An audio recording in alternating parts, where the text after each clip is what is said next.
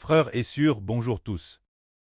Ce matin, nous allons expliquer au sujet de notre Seigneur Jésus-Christ et de sa crucifixion. Nous savons que Jésus-Christ a été crucifié afin de racheter nos péchés du moment qu'il a été cloué sur la croix et qu'il a versé son sang. Les péchés que nous avons commis sont pardonnés. Tous ceux qui croient en son nom, les péchés qu'ils ont commis sont tous pardonnés du moment qu'il a été crucifié. À partir de maintenant, nous sommes rachetés des mains de Satan et rachetés de l'aile pour appartenir à Christ. Du moment que le Seigneur Jésus-Christ est crucifié, tous ceux qui croient au Seigneur Jésus sont rachetés, et ceux qui sont sous le nom du Seigneur Jésus ne pécheront plus, car l'homme a déjà été racheté par le Seigneur Jésus. L'esprit de l'homme est l'origine, sous l'autorité de Satan.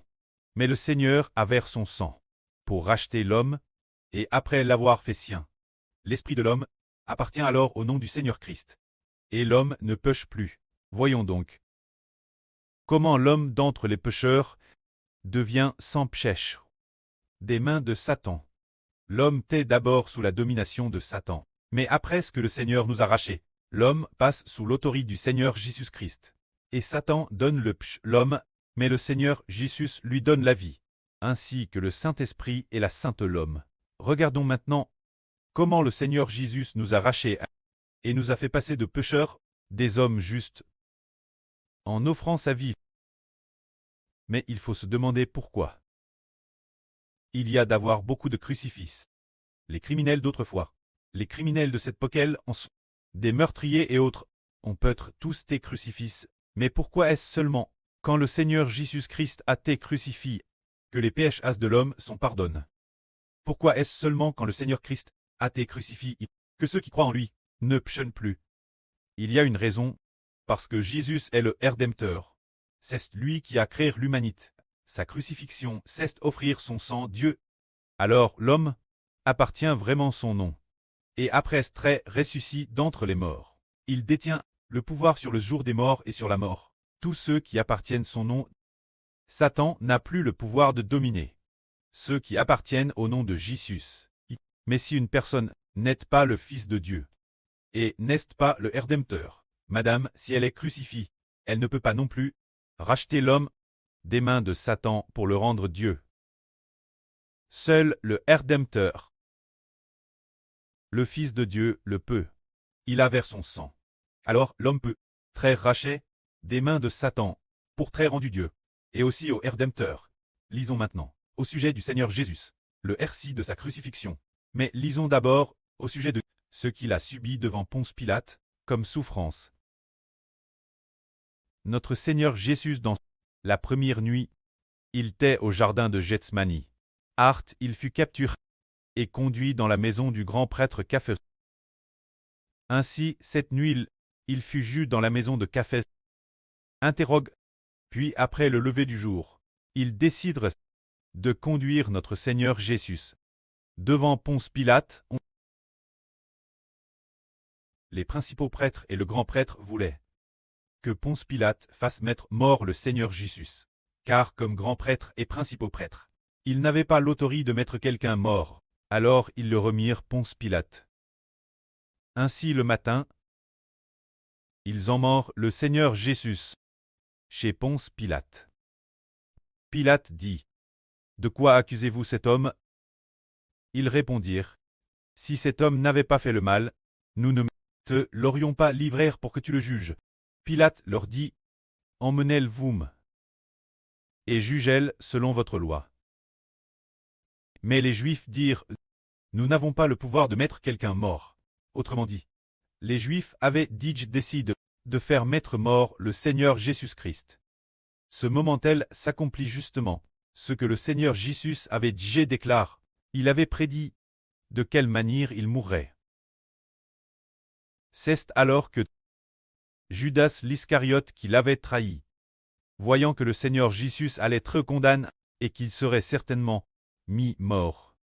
Judas l'Iscariote alors fut rempli de remords et rapporta les 30 pièces d'argent aux principaux prêtres et aux anciens en disant « J'ai péché, car j'ai trahi le sang d'un innocent. » Ils dirent Cela te regarde. Qu'est-ce que cela nous fait? Alors Judas jeta l'argent dans le temple, sortit et alla se pendre. Il jeta donc les 30 pices d'argent dans le temple, puis sortit et alla se pendre. Alors les principaux prêtres ramassent cet argent en disant: c'est un prix de sang. Il n'est pas permis de le doser dans le trésor du temple. Ainsi, après ce concert, ils utilisent ces 30 pices pour acheter le champ d'un potier, afin de servir de lieu d'ensevelissement, pour enterrer l'étranger. Ainsi, jusque maintenant, ce champ est encore appelé le champ du sang. Ainsi s'accomplit la parole du prophète Zacharie qui dit: ils prirent les 30 pices d'argent, se dire les fils d'Israël, le prix qu'ils avaient estimé pour lui, et achètent le champ du potier, comme l'Éternel me l'avait ordonné. Ainsi, Madame notre Seigneur Jésus-Christ, fut trahi pour 30 pices d'argent, et ces 30 pices servirent à acheter le champ d'un potier. Tout cela s'est accompli parfaitement. C'est merveilleux. Concernant le Seigneur, concernant le prix auquel le Rédempteur a été vendu. Après avoir te vendu, l'argent issu de sa vente servit à acheter le champ d'un potier. Dans les prophètes de l'Ancien Testament, tout cela avait déjà été prédit d'avance. On voit donc que les choses concernant le Christ notre Seigneur, lorsqu'elles s'accomplissent, nous comprenons qu'il est vraiment le Rédempteur. C'est le Créateur, le Fils de Dieu. Ce moment-là, la foule devant Pilate accusait le Seigneur en disant: nous avons découvert que cet homme séduisait le peuple et nous interdisait de payer l'impôt César, et il dit aussi qu'il est le Christ, le roi. Alors Pilate s'avana pour interroger le Seigneur, disant: es-tu le roi des Juifs? Mais si le Seigneur disait: je suis le roi des Juifs, il pourrait être condamné. Car si l'on dit roi des Juifs, il dirait: tu veux te faire roi et te révolter. Peut-être qu'il lui attribuerait cette accusation. Mais le Seigneur répondit ainsi: tu poses cette question parce que toi, tu penses que je suis le roi des Juifs, ou parce que tu as entendu les autres dire que je suis le roi des Juifs. Alors Pilate dit: suis-je moi-même juif? Ton propre peuple et les grands prêtres t'ont livre-moi. Qu'as-tu donc fait? Alors le Seigneur répondit: mon royaume ne vient pas de ce monde. Si mon royaume était de ce monde, mon peuple combattrait pour moi, afin que je ne sois pas livré aux Juifs, mais mon royaume ne vient pas de ce monde. On dit, le Seigneur dit, que son royaume, le royaume dont il parle, n'appartient pas, ce monde terrestre, mais un autre monde, au monde céleste. Alors il demande. Pilate demanda: alors es-tu roi? Le Seigneur dit: je suis le roi, je suis haine pour cela, et je suis venu dans le monde pour cela. Je suis venu dans le monde pour rendre témoignage la vraie. Tous ceux qui appartiennent la vraie, écoutent ma voix. Pilate dit: qu'est-ce que la vraie? Ainsi Pilate interrogea le Seigneur. Le Seigneur dit qu'il est roi, mais il n'est pas le roi de ce monde humain. Il est après la résurrection venir, le roi du monde venir. Alors Pilate déclara que le Seigneur Jésus était innocent, car il n'est pas le roi de ce monde, mais après la résurrection venir, le roi du royaume des cieux. Ainsi Pilate considéra que c'était votre foi, et que cela n'avait rien à voir avec les ordres de César sur la terre. Ainsi ils estimaient que la foi parle d'un roi céleste. Ils ne crurent pas, et déclarent le Seigneur Jésus innocent. Alors cette époque Pilate demanda: alors es-tu roi? Le Seigneur dit: oui, je suis roi, je suis haine pour cela, et je suis venu dans le monde pour cela. Je suis venu dans le monde pour rendre témoignage la vraie. Tous ceux qui appartiennent la vraie, écoutent ma voix. Ici la vraie, qu'est-ce que c'est? La vraie c'est Jésus-Christ. Le Seigneur dit qu'il est venu dans le monde pour rendre témoignage de lui, prouver qu'il est la vraie, qu'il est le Fils de Dieu. Le Christ, le Fils de Dieu. Le Christ est la vraie. Le Fils de Dieu est la vraie. Alors rendre témoignage la vraie, c'est témoigner que je suis le Christ, je suis le Fils de Dieu. Pourquoi le Fils de Dieu et le Christ sont-ils la vraie? C'est pour cette raison. Le Précleste a établi la vraie, afin de rendre ferme et faire que l'homme ne s'éloigne jamais de Dieu. Voilà la vraie. Par exemple, L'esprit du prêtre a dit Xibo le mois dernier que la vraie est la plus importante, car la vraie fait que l'homme ne s'éloigne jamais de Dieu. La vraie fait que l'homme ne s'éloigne jamais de Dieu. Alors pourquoi la vraie fait-elle que l'homme pour toujours ne s'éloigne pas de Dieu? Celui est la vraie. Nous comprenons la vraie. Autrefois, nous pensions tort que c'était les sciences naturelles, ou quelques principes, ou quelques lois qui étaient la vraie. Mais nous comprenons que rien de tout cela n'est la vraie. La vraie est celui qui peut donner la vie éternelle à l'homme, et faire qu'il ne s'éloigne jamais de Dieu. Voilà la vraie. Ainsi la vraie est donc le Fils de Dieu, un très vivant et autorisé, qui gouverne la vie de l'homme, et lui donne la vie éternelle, et qui fait aussi que l'homme n'abandonne jamais Dieu pour l'éternité.